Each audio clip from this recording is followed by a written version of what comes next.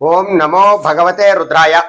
మే 14, 2025 మనకి గురుగ్రహము వృషభ రాశిలో నుండి మిథున రాశిలోకి ప్రయాణం చేస్తూ ఉన్నారు. ఈ గురుగ్రహ సంచారం ద్వారా 4 రాశుల వారికి చక్కనైనటువంటి ప్రయోజనాలు అనేటటువంటివి పొందుతున్నారు.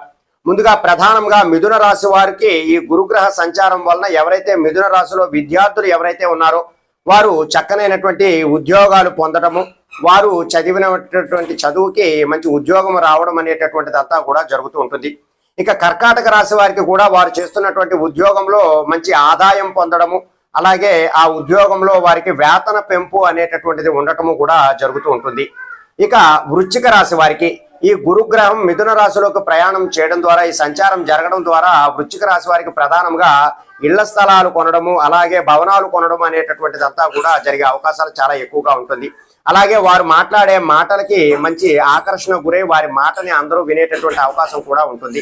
ఇక ధనుస్సు రాశి వారు ఎవరైతే ఉన్నారో ఆ ధనుస్సు రాశి వారికి కూడా ఆదాయపరంగా మంచి అభివృద్ధి పొందడము, వారికి కూడా ఉద్యోగంలో వేతనము పెరగడము అనేటటువంటిది కూడా జరగడం జరుగుతుంది. అలాగే వ్యాపారం చేసేవారు కానీ ఉద్యోగంలో ఉన్నవారు కానీ చక్కనైనటువంటి ఆర్థిక ప్రయోజనాలు ఈ ధనుసు రాశి వారు కూడా పొందుతారు. మిథున రాశిలోకి గురుగ్రహ సంచారం ద్వారా ఈ 4 రాశుల వారు కూడా మంచి ప్రయోజనాలు పొందుతూ ఉన్నారు. సర్వే జనా సుఖినో భవంతు. శుభం.